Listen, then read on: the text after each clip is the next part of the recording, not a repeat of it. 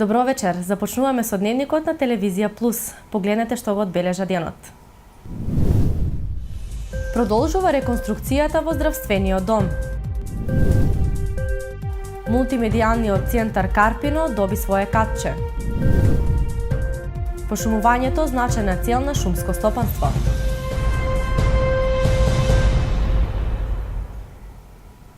Нови влезни врати веќе се поставени на сите катови во здравствениот дом. Директорот Панковски се надева дека и во наредниот период ќе продолжат со одредени санации. Тој смета дека на тој начин ќе се придонесе за возможување подобри здравствени услуги за пациентите. Продолжува реконструкцијата во здравствениот дом, сменети се скоро сите влезни врати. Претходно беа заменети подовите на третиот кат, каде што се сместени канцелариите на административната служба, а беа санирани и санитарните јазли во објектот, но и во итната помош и поликлиниките. Тоа е во склоп на проектите што ги имавме минатата година. Променети се влезните врати, внатрешни врати, све сменето старо дотрајано што беа од дрвена конструкција, заменети со пластика, со поливинил, заради по-добра топлотна изолација и ќе приметите дека кај нас и во лабораторијата и во ходниците функционира и парното грејање, така да пациентите кои што чекаат не се изложени на студ и такви овакво додатни потешкоти, например, ако дојдат во ладна просторија и така натаму, а болни да чекат. Директорот посочи дека планираат и замена на прозорците. Бидејќи буџетските средства за ова година се смалени, а имавме нови вработувања, така да имаме и потреба и од накнадни нови вработувања за кои ќе треба да се размислува за нивните плати, така да после завршување тоа и при повторно ребаланс на буџет, ако евентуално направиме, тогаш мислиме да нешто инвестираме. Тој потсети дека беше реконструиран и кровот на амбулантата во населбата Перо Чичо. Верниците денеска го одбележуваат празникот Свети Василий. Свети Василий се прославува и како домашна слава, а во голем број семејства во Куманово се подготвуваат јадења во кои главна состојка е мченгарно брашно. Во селата Орашец и Пчиња се празнува со карактеристичните обредни игри, џамалари и суровари. Свети Василий е еден од тројицата најголеми црковни учители од 4 век. Родом бил од Кападокија, завршил училиште во Атина. Бил голем христијански филозоф, а се прославил и како епископ и заштитник на православното учење.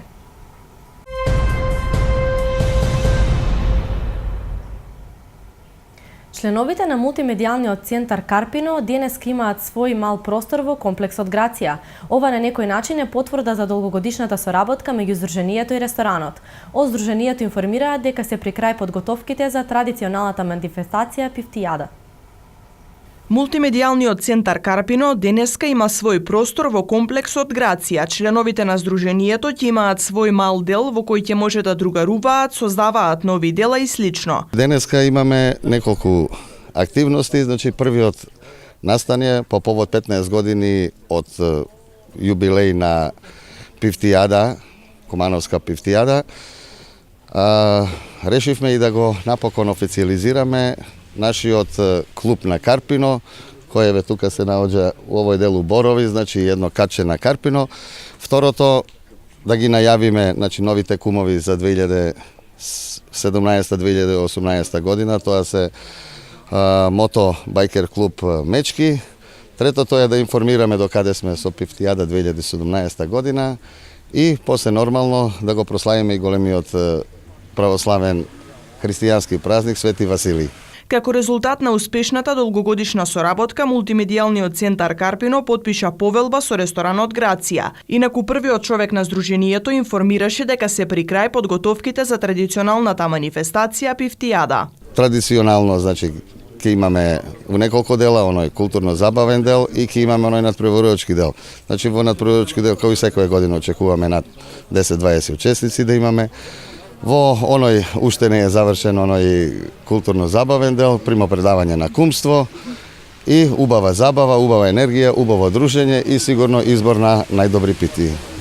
Манифестацијата која ќе се одржи на празникот Богојавление ќе започне во 12 часот во ресторанот Грација. Екстерната проверка на постигнатото знаење на учениците од завршните години во средното образование ќе се спроведе од 30 јануари до 3 февруари годинава, соопшти Министерството за образование и наука и Државниот испитен центар.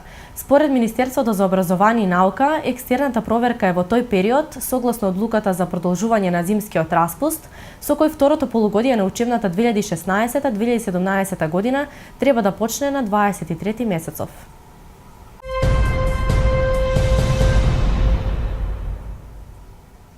Првиот човек на шумско стопанство, Ваица Ити, посочи дека и во иднина пошумувањето ќе остане нивната значајна цел. Нагласи дека со двете акции годишно е планирано да се пошумат околу 300 хектари земјиште. Тој додаде дека е задоволен од работата на предпријатието. Точно дека смо добили новембарска награда као најуспешен директор во Куманово. Нашите резултати се видив. Посебно пошумување, наш цил што повише природа да биде позелена. Сите други услови што ги имамо завршено, све обврски што имамо према држава су редовно се плаќа, плате се земе вредовно. Мислим дека стварно е сега моментално една од најдобра фирма во Куманово. Сигурно ќе имамо сега у пролет нови конкурси за секачи, доторачи и некои обични работници. Исто така акција и 2017 ќе биде. Ќе имамо акција за пошумување у пролет, ќе имамо акција за пошумување у јесен и така дале. Секоја година планирам до 300 хектара пошумување да биде во нашите три општини. Управата за јавни приходи информираше дека до 25 јануари фирмите имаат обврска на работниците да им издадат збирна пресметка за исплатени приходи, платен персонален данок и придонеси за минатата година. Најдоцна до 25 месецов фирмите имаат обврска на работниците да им издадат збирна пресметка за исплатени приходи, платен персонален данок и придонеси за минатата година.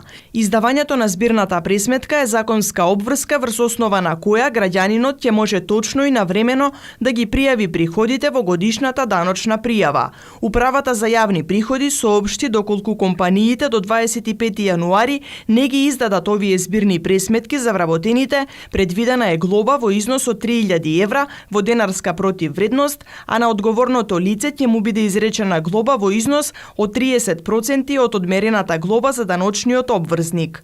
УЈП напоменува дека до 31 јануари по електронски пат фирмите треба да поднесат до Управата за јавни приходи годишен извештај за извршените исплати на граѓани во 2016 година по основ на откуп на земјоделски производи и годишен извештај за извршениот откуп на користен цврст отпад од физички лица кои не се трговци поединци во 2016 година. Годишен извештај поднесуваат и организаторите на Зелен пазар на кој се врши трговија на големо и мало, а до крајот на јануари треба да се поднесе и годишен извештај за извршени исплати на приходи на физички лица во 2016 година по основ на лични примања, авторски права и права од индустријска сопственост, капитал, имот и имотни права, добивките од општи игри на среќа и други приходи за кои конотацијата на данокот се плаќа по добивка. Исплатувачите кои извршиле исплата на приходи од добивки од посебни игри на среќа во казино, обложувалница и автомат клуб, немаат обврска да поднесат годишен извештај, информира Управата за јавни приходи. Министерството за труд и социјална политика соопшти дека согласно со Законот за празниците на Република Македонија, 19 јануари 2017 година Богојавление Водици е неработен ден за граѓаните од православната вероисповед во Република Македонија. Министерството за труд и социјална политика им го честита празникот Богојавление Водици на граѓаните од православната вероисповед.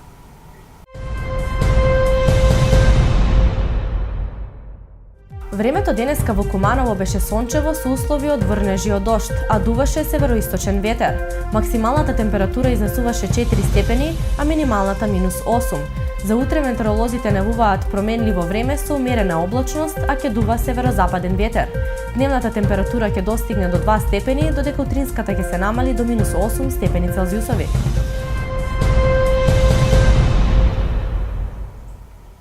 Ова беше се во денешниот дневник. Имајте пријатен викенд со програмата на ТВ+.